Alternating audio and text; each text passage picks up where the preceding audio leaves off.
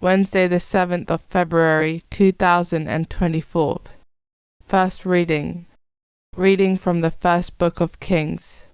The fame of Solomon having reached the queen of Sheba, she came to test him with difficult questions. She brought immense riches to Jerusalem with her, camels laden with spices, great quantities of gold, and precious stones. On coming to Solomon, she opened her mind freely to him, and Solomon had an answer for all her questions. Not one of them was too obscure for the king to expound.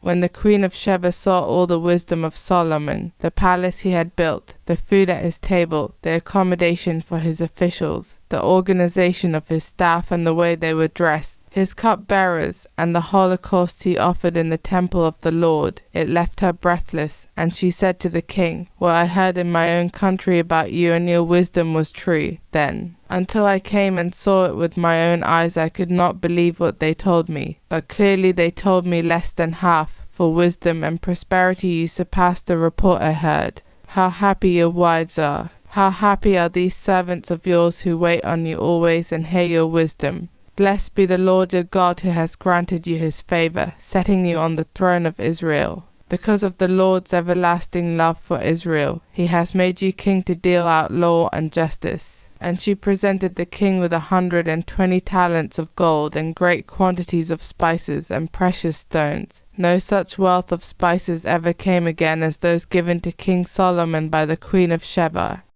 Responsorial Psalm. The just man's mouth utters wisdom.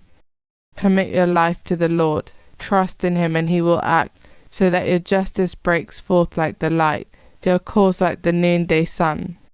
The just man's mouth utters wisdom. The just man's mouth utters wisdom, and his lips speak what is right. The law of his God is in his heart. His steps shall be saved from stumbling. The just man's mouth utters wisdom. The salvation of the just comes from the Lord, their stronghold in time of distress. The Lord helps them and delivers them, and saves them, for their refuge is in him. The just man's mouth utters wisdom.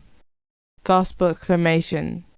Alleluia, alleluia. Our Saviour Jesus Christ abolished death, and he has proclaimed life through the good news. Alleluia. Gospel. Reading from the book of Mark.